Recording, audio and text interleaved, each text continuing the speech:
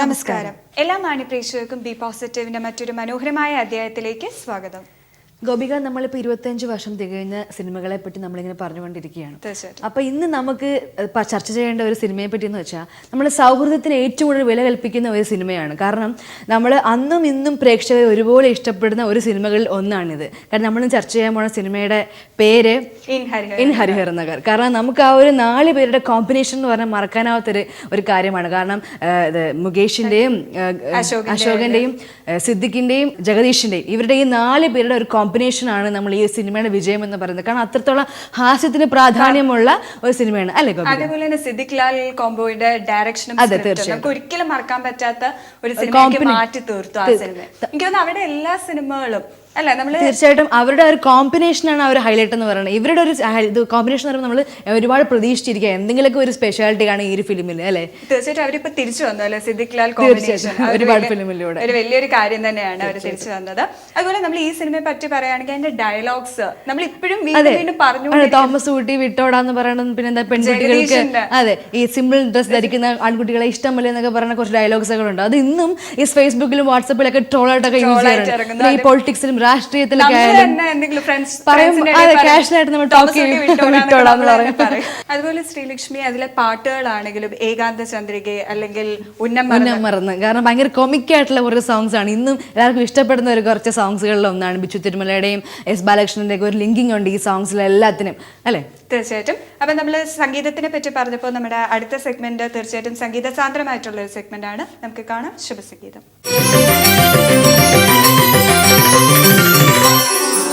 മുത്തുകൊണ്ടെൻ്റെ മുറം നിറഞ്ഞു, പവിഴം കൊണ്ടെൻ്റെ പറ നിറഞ്ഞു. മുത്തുകൊണ്ടെൻ്റെ മുറം നിറഞ്ഞു, പവിഴം കൊണ്ടെൻ്റെ പറ നിറഞ്ഞു. നിറഞ്ഞിട്ടും നിറയാത്തതൊരു പാത്രം മനസ്സു മാത്രം, എൻ്റെ മനസ്സു മാത്രം. മുത്തുകൊണ്ടെൻ്റെ മുറം നിറഞ്ഞു, പവിഴം കൊണ്ടെൻ്റെ പറ നിറഞ്ഞു.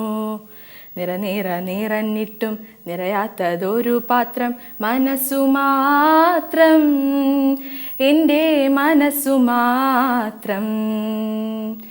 ഹേ ജിമിതക താരോ തെയ്താരം താരോ, കിണ്ണം താരി കിണ്ണം താരി തക്കിണ്ണം. ഹൊയ് ഹൊയ് ഹൊയ് കുറുമൊഴി പൂത്തിട്ടും തൈമാവ് കായ്ച്ചിട്ടും കൂട്ടിനിണക്കിളി പൊന്നിളം പൈങ്കിളി വന്നില്ല. ഹേ ജിമിതക താരോ തെയ്താരം താരോ, കിണ്ണം താരി കിണ്ണം താരി തക്കിണ്ണം. ഹൊയ് ഹൊയ് ഹൊയ് കുറുമൊഴി പൂത്തിട്ടും തൈമാവ് കായ്ച്ചിട്ടും കൂട്ടിനിണക്കിളി പൊന്നിളം പൈങ്കിളി വന്നില്ല. എൻ്റെ പാട്ടിലൊരിത്തിരി നുരയും കുളിരും പതന്നില്ല പതന്നില്ല പതന്നില്ല. മുത്തുകൊണ്ടെൻ്റെ മുറം നിറഞ്ഞു, പവിഴം കൊണ്ടെൻ്റെ പറ നിറഞ്ഞു. നിറഞ്ഞിട്ടും നിറയാത്തതൊരു പാത്രം മനസ്സു മാത്രം, എൻ്റെ മനസ്സു മാത്രം. ഹേ ജിമിതക താരോ തെയ്താരം താരോ, കിണ്ണം താരി കിണ്ണം താരി തക്കിണ്ണം. ഹൊയ് ഹൊയ് ഹൊയ് മധുമാസം തെളിഞ്ഞിട്ടും കാർമുകിൽ ഒഴിഞ്ഞിട്ടും കുങ്കുമച്ചെപ്പുമറിഞ്ഞു കിടന്നിട്ടും കണ്ടില്ല. ഹേ ജിമിതക താരോ തെയ്താരം താരോ, കിണ്ണം താരി കിണ്ണം താരി തക്കിണ്ണം. ഹൊയ് ഹൊയ് ഹൊയ് മധുമാസം തെളിഞ്ഞിട്ടും കാർമുകിൽ ഒഴിഞ്ഞിട്ടും കുങ്കുമച്ചെപ്പുമറിഞ്ഞു കിടന്നിട്ടും കണ്ടില്ല. എൻ്റെ കരളിൽ തൊടുതുടെ തുടിക്കുന്ന നിറമൊട്ടും അറിഞ്ഞില്ല അറിഞ്ഞില്ല അറിഞ്ഞില്ല. മുത്തുകൊണ്ടെൻ്റെ മുറം നിറഞ്ഞു, പവിഴം കൊണ്ടെൻ്റെ പറ നിറഞ്ഞു. നിറഞ്ഞിട്ടും നിറയാത്തതൊരു പാത്രം മനസ്സു മാത്രം, എൻ്റെ മനസ്സു മാത്രം. എൻ്റെ മനസ്സു മാത്രം, എൻ്റെ മനസ്സു മാത്രം. ശ്രീലക്ഷ്മി, ചരിത്രത്തില് ഇന്ന് ചില സംഭവങ്ങൾ ഉണ്ടായിട്ടുണ്ട്. ഒന്നെന്ന് പറയുന്നത് നമ്മുടെ റഷ്യൻ കവയിത്രിയായിട്ടുള്ള അന്ന അഖ്മത്തോവ എന്ന് പറയുന്ന അവര് ജനിച്ചതെന്ന് പറയുന്ന ദിവസം ഇന്നാണ്. ജൂൺ 23, 1889 അവര് ജനിക്കുന്നത്. റഷ്യയിലെ ഏറ്റവും വലിയ കവയിത്രിയുള്ള ഒരാളായിരുന്നു. റഷ്യൻ റെവല്യൂഷണറി ടൈമിലായിരുന്നു അവര് ജീവിച്ചിരുന്നത്. അതും അവര് അതിനെ തന്നെ ആസ്പദമാക്കി ഒരു പോയം അവർ എഴുതിയിരുന്നു. വളരെ ഫേമസ് ആണ്, റെക്യം എന്ന് പറഞ്ഞിട്ട്. ഇതുപോലെ ഇന്ന് വേറെ പ്രത്യേകതയും കൂടെ ഉണ്ട് നമുക്ക് ഈ സമയത്ത് തന്നെ. കാരണം 1980 ജൂൺ 23 ഇതേ ടൈമിൽ നമ്മുടെ ഇന്ത്യൻ രാഷ്ട്രീയ നേതാവും ഇന്ദിരാഗാന്ധിയുടെ മകനുമായ സഞ്ജയ് ഗാന്ധി മരിച്ച ദിവസമാണ്. അത് വിമാനാപകടത്തിലാണ് മരിച്ചത്. കാരണം അദ്ദേഹത്തിന്റെ കുടുംബത്തിനും നമ്മുടെ രാഷ്ട്രത്തിനും വലിയൊരു തീരാ ദുഃഖമായി, ഭയങ്കര ട്രാജഡി ആയിട്ടുള്ള ഒരു കാര്യമാണ് ഉണ്ടായിരുന്നത്. അപ്പോൾ അത്തരത്തിലുള്ള ചരിത്ര സംഭവങ്ങളെ ആസ്പദമാക്കിയുള്ള സെഗ്മെന്റാണ് അടുത്തതായി ചരിത്രത്തിൽ ഇന്ന്.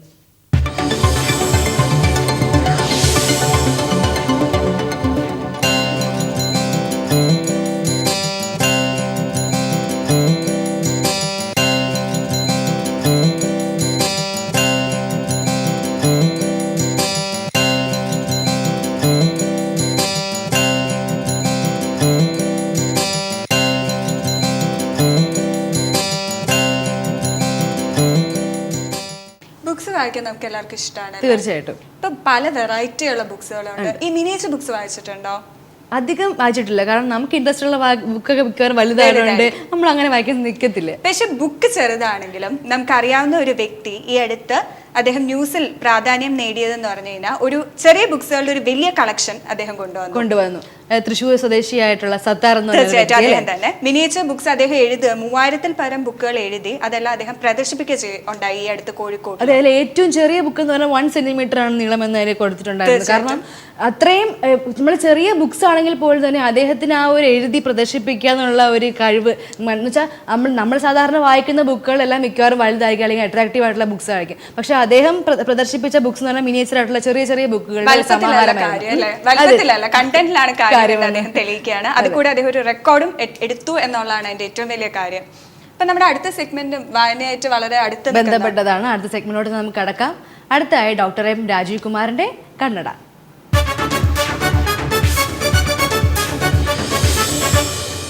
കന്നഡയിലേക്ക് സ്വാഗതം. ഭാഷാഭൂഷണിയുടെ വാർഷിക പതിപ്പ് പുറത്തിറങ്ങിയിരിക്കുകയാണ്. എം സുകുമാരനുമായിട്ടുള്ള അഭിമുഖം വേറിട്ട് നിൽക്കുന്ന ഒന്നാണ്. പ്രദീപ് പനങ്ങാടാണ് ഈ അഭിമുഖം നടത്തിയിരിക്കുന്നത്. എഴുത്തിൻ്റെ ജനിതകം, കാലത്തിൻ്റെ ശേഷക്രിയകൾ എന്ന ശീർഷകം അദ്ദേഹം നൽകിയിരിക്കുന്നു. വളരെ കൃത്യമായി ഓരോ കാര്യത്തെയും പറ്റി സ്വന്തം നിലപാട് വ്യക്തമാക്കുന്നുണ്ട് എം സുകുമാരൻ ഈ അഭിമുഖത്തിൽ. ആദ്യം മുതൽ കഥ പ്രസിദ്ധപ്പെടുത്തിയ കാലം മുതൽക്കുള്ള കാര്യങ്ങൾ വ്യക്തമായി തന്നെ പറയുന്നുമുണ്ട്.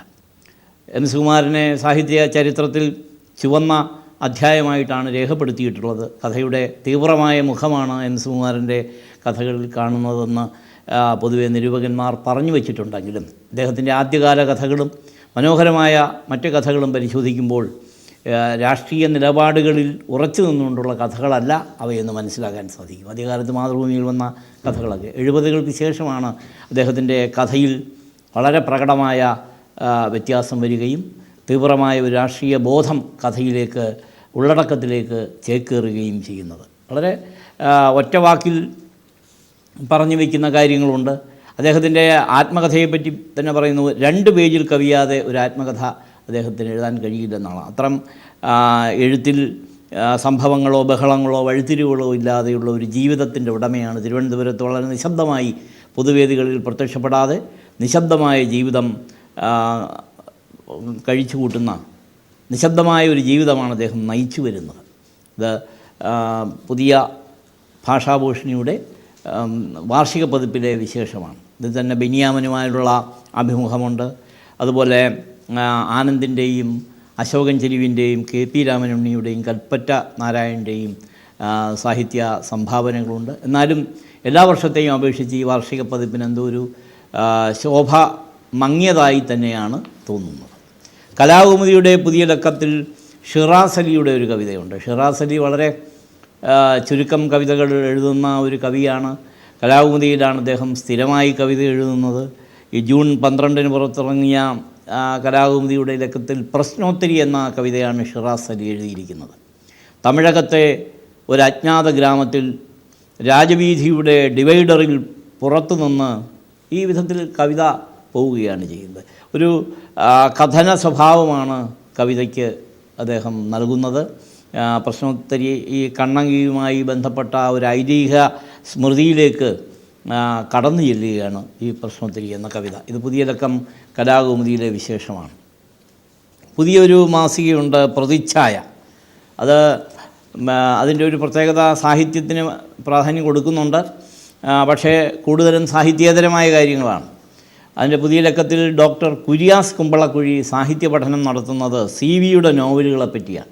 CV-യുടെ നോവലുകൾ ചരിത്രവും ഭാവനയും തീർത്ത മഹാശില്പങ്ങൾ എന്ന പേരിൽ അദ്ദേഹത്തിൻ്റെ ആഖ്യായികകളെ വളരെ ലളിതമായി എന്നാൽ കാര്യമാത്ര പ്രസക്തമായി വിവരിച്ചു പോവുകയാണ് കുര്യാസ് കുമ്പളക്കുഴി പ്രതിച്ഛായ എന്ന പ്രസിദ്ധീകരണത്തിൻ്റെ പുതിയ ലക്കത്തിൽ. ദേശാഭിമാനിയുടെ 8-ാം പുറത്ത് 12 ജൂൺ തീയതി വെച്ചിറങ്ങിയ ദേശാഭിമാനി വാരികയുടെ 8-ാം പുറത്ത് 8-9 പുറങ്ങളിൽ ഏഴാച്ചേരി രാമചന്ദ്രൻ്റെ ഏറ്റവും പുതിയ കവിത കാണാം.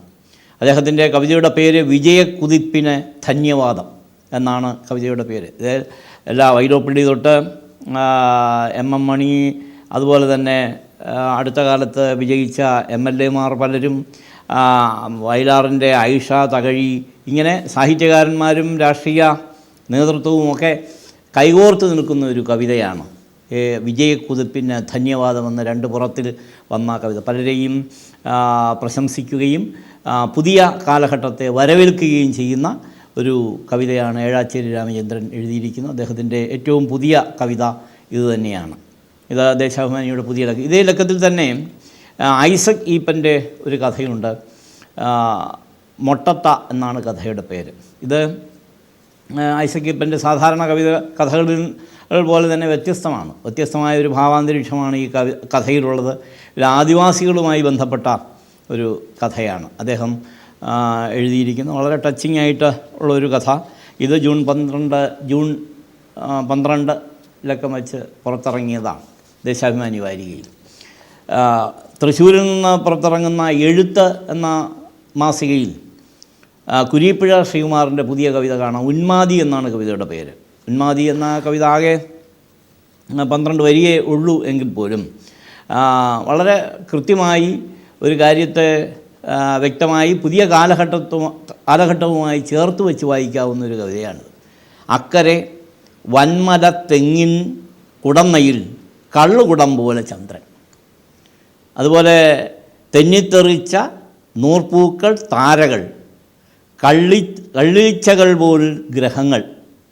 അപ്പോൾ ഈച്ചകൾ പോലെ ഗ്രഹങ്ങളും നൂർപ്പൂക്കൾ പോലെ നക്ഷത്രങ്ങളും കള്ളുകുടം പോലെ ചന്ദ്രൻ, ഇങ്ങനെ ഒരു മദ്യ ലഹരിയുടേതായ അന്തരീക്ഷം വരത്തക്ക വിധത്തിൽ കവിത മുന്നോട്ട് കൊണ്ടുപോവുകയാണ് ചെയ്യുന്നത്. പുതിയ ആരും കണ്ടിട്ടില്ലാത്ത, ആരും കൈവച്ചിട്ടില്ലാത്ത ബിംബങ്ങളാണ് ഉന്മാദി എന്ന പേരിൽ തന്നെ, ആ ശീർഷകത്തിൽ തന്നെ ആ ഒരു ഉന്മാദമുണ്ട്. കുരീപ്പുഴ ശ്രീകുമാർ എഴുതുന്നത് വളരെ പ്രാധാന്യത്തോടു കൂടി തന്നെ എഴുത്തിൻ്റെ പുതിയ ലക്കത്തിൽ അദ്ദേഹത്തിൻ്റെ കവിത വിന്യസിപ്പിച്ചിട്ടുമുണ്ട്. ഇതേ ലക്കം കഴിഞ്ഞ ലക്കത്തിൻ്റെ തുടർച്ച പോലെ നിത്യ ചൈതന്യ യതിയുടെ സംഭാവനകളെ, സാഹിത്യ കാര്യങ്ങൾ, ഇങ്ങനെയുള്ള യതി സ്പെഷ്യലിൻ്റെ തുടർച്ചയാണ് ഈ പുതിയ ലക്കവും എന്ന് കാണാൻ കഴിയും. അടുത്തത് സമകാലിക മലയാളത്തിൽ സുനിൽ P. ഇളയിടം ഹെർമൻ ഗുണ്ടർട്ടും ധൈഷണികതയുടെ സാംസ്കാരിക ചരിത്രവും എന്ന ഒരു ലേഖനം എഴുതുന്നുണ്ട്. അടുത്ത കാലത്ത് സമകാലിക മലയാളത്തിൻ്റെ ഓരോ ലക്കങ്ങളും പുതിയ എഴുത്തുകാരുടെ അല്ലെങ്കിൽ പുതിയ കാലത്തിൻ്റെ ഒക്കെ സംഭാവനകളാണ് നിറയ്ക്കുന്നത്. ഇപ്പോൾ വായനയിലും വളരെ വിശിഷ്ടമായ ഒരു ഗ്രന്ഥത്തെ, സ്കറിയ സക്രിയ എഴുതിയ മലയാളവും ഹെർമൻ ഗുണ്ടർട്ടും എന്ന ഗ്രന്ഥത്തെയാണ് ശരിയായ വിധത്തിൽ ഇതിൽ പഠനം നടത്തിയിരിക്കുന്നത്. അതുപോലെ ഏറ്റവും പുതിയ ഒരു എഴുത്തുകാരൻ ഡോക്ടർ മനോജ് വെള്ളനാട് ആണ് ഇത്തവണ കഥ എഴുതിയിരിക്കുന്നത്. വെസ്റ്റീജിയൻ ഓർഗൻസ് എന്നാണ് കഥയുടെ പേര്. ഇത് ഡോക്ടർ മനോജ് വെള്ളനാട് പുതിയ കഥാകൃത്താണ്. പുതിയ കഥാകൃത്തിൻ്റെ വളരെ വ്യത്യസ്തമായ ഒരു കഥയാണ് ഇതിൽ പ്രസിദ്ധപ്പെടുത്തിയത്. സമകാലിക മലയാളത്തിൻ്റെ പുതിയ ലക്കത്തിൽ വന്ന വിശേഷമാണ്. തന്മയുടെ പുതിയ ലക്കത്തിൽ പെണ്ണെഴുതുമ്പോൾ പെണ്ണിനെ എഴുതുമ്പോൾ എന്ന പേരിൽ സച്ചിദാനന്ദൻ്റെ ഒരു ലേഖനമുണ്ട്. ഈ സ്ത്രീപക്ഷ രചനയെപ്പറ്റി ഏറ്റവും ശക്തമായ രചനകളാണ് ഇപ്പോൾ സച്ചിദാനന്ദൻ എഴുതിക്കൊണ്ടിരിക്കുന്നത്. ആദ്യം അങ്ങനെ 84 മുതൽ പെണ്ണെഴുത്ത് എന്ന സംജ്ഞ തന്നെ തുടങ്ങി വെച്ചത് സച്ചിദാനന്ദനാണ്. അദ്ദേഹം ഇപ്പോഴും സ്ത്രീ എഴുത്തിനെ പറ്റിയാണ് എഴുതുന്നത്. പുരുഷനെയും സ്ത്രീയെയും കേവലം ജൈവശാസ്ത്രത്തിൻ്റെ അടിസ്ഥാനത്തിൽ മാത്രം കാണുന്നതിനോട് എനിക്ക് യോജിപ്പില്ല. എല്ലാ സ്ത്രീയിലും ഒരു പുരുഷനും എല്ലാ പുരുഷനിലും ഒരു സ്ത്രീയും ഉണ്ടെന്ന് കരുതാനാണ് എനിക്കിഷ്ടം. സ്ത്രീ പുരുഷൻ എന്നിവ സമൂഹത്തിൽ നിർമ്മിക്കപ്പെടുന്ന പ്രത്യയശാസ്ത്രങ്ങളാണ്. ഈ വിധത്തിൽ ഈ സ്ത്രീപക്ഷത്തിലേക്ക് ചായ്ഞ്ഞുകൊണ്ട് പുരുഷനെ ഉയർത്തുന്ന ഒരു കഥന രീതിയാണ് ഈ ലേഖനത്തിൽ സ്വീകരിച്ചിരിക്കുന്നത്. തിരുവനന്തപുരത്ത് നിന്ന് പ്രസിദ്ധപ്പെടുത്തുന്ന പനോരമ, കേരള പനോരമയെ വളരെ വർണ്ണാഭമായി ഇറക്കുന്ന ഒരു പ്രസിദ്ധീകരണമാണ്. അതിൽ കവയത്രി ആയ ബൃന്ദയുടെ ഉടലെഴുത്ത് എന്ന ഒരു പംക്തിയുണ്ട്. ഈ പംക്തിയിൽ വളരെ വായിച്ചു പോകുമ്പോൾ തന്നെ കാവ്യാത്മകത തുളുമ്പുന്ന പ്രത്യേക സ്വഭാവം ഈ പംക്തിക്കുണ്ട്. മാത്രമല്ല സ്ത്രീകൾ പലപ്പോഴും അറച്ചു നിൽക്കുന്ന മേഖലകളെപ്പറ്റിയാണ് പലപ്പോഴും ബൃന്ദയുടെ ലേഖനം. ഈ ലക്കം എഴുതിയിരിക്കുന്നത് ചുംബനത്തെ പറ്റിയാണ്. അസാധാരണമായ പലതരത്തിലുള്ള ചുംബനങ്ങളെപ്പറ്റി എഴുതുന്നു. കാവ്യാത്മകത തുടുമ്പുന്ന എന്നാൽ വായനക്കാരെ ത്രസിപ്പിക്കുന്ന ഒരു വിഭവം കൂടിയാണ് ഉടലെഴുത്ത്. ഇന്നത്തെ കണ്ണട ഇവിടെ സമാപിക്കുകയാണ്. അടുത്ത കണ്ണട വരുന്ന വ്യാഴാഴ്ച ഇതേ സമയം. ഗോപിക, നമ്മളിപ്പോൾ ഇന്ന് പറഞ്ഞ സിനിമ നമുക്കറിയാം, ഇൻ ഹരിഹർ നഗർ. ഇപ്പോൾ ആ ഫിലിമിനെ പറ്റി പറയാൻ നമ്മൾ പറഞ്ഞു, ഫ്രണ്ട്ഷിപ്പിനെ പറ്റിയുള്ള ഒരുപാട് മേന്മയുള്ള ഒരു ഫിലിമാണ്. അപ്പോൾ നമുക്ക് ഫ്രണ്ട്ഷിപ്പിൻ്റെ കാര്യം പറയണമെങ്കിൽ നമ്മൾ ഏറ്റവും കൂടുതൽ ആസ്വദിക്കുന്ന ഒരു കാലഘട്ടം കോളേജ് ഡേയ്സും സ്കൂൾ ഡേയ്സും ഒക്കെയാണ് അല്ലേ? ആ ഒരു കാലഘട്ടത്തിലൂടെ സ്കൂൾ തുടങ്ങിയിരിക്കുന്ന ഒരു സമയമാണ് ജൂൺ ജൂലൈ മാസങ്ങൾ എന്ന് പറയുമ്പോഴത്തേക്ക് കുട്ടികൾക്ക് ആ ഒരു സമയമാണ് നമ്മൾ കൂടുതൽ എൻജോയ് ചെയ്യുന്നത്. ഫ്രണ്ട്സുമായിട്ട് നമ്മൾ പരസ്പരം ഓരോ കാര്യങ്ങൾ ഷെയർ ചെയ്തും ഫുഡ് ഷെയർ ചെയ്തും അല്ലെ കളിച്ചും ചിരിച്ചുമുള്ള ആ ഒരു വേള.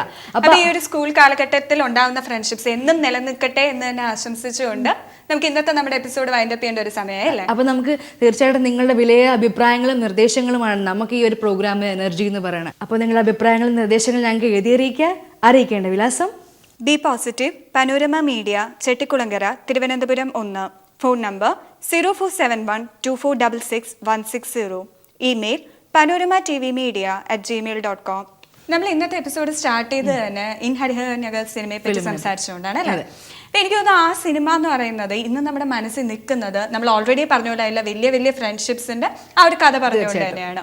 അപ്പൊ എനിക്ക് തോന്നുന്നു അതേപോലെ തന്നെ ആ സിനിമ ഒരുപാട് സീക്വൽസ് ഉണ്ട് അല്ലെ? 2 സീക്വൻസ് ടു ഹരിഹർ നഗറും ഇൻ ഗോസ്റ്റ് ഹൗസ്. അത് നമ്മൾ പ്രേക്ഷകർ ഒരുപാട് നെഞ്ചിലേറ്റിയ സിനിമകളാണ് സിനിമകളായിരുന്നു. ഇനി നമുക്ക് പ്രതീക്ഷിക്കാം അല്ലെ ആയിട്ടുള്ള ഒരു സിനിമ വരുമെന്നുള്ള പ്രതീക്ഷ നമുക്ക് ഇനിയും ഉണ്ട്. നമ്മൾ ഇനിയും ചിരിക്കാനും പൊട്ടിച്ചിരിച്ച് ഇതിന്റെ ബാക്കി അടുത്തൊരു എന്താകുമെന്നുള്ള ഒരു ആകാംക്ഷ നമുക്ക് ഇന്നും ആ ഫിലിമിനെ പറ്റി നമുക്കുണ്ട്. തീർച്ചയായിട്ടും. അപ്പൊ ഇതുപോലത്തെ മനോഹരമായ മറ്റൊരു എപ്പിസോഡായിട്ട് നമ്മൾ വീണ്ടും വരുന്നതാണ്. അതുവരേക്കും നന്ദി, നമസ്കാരം.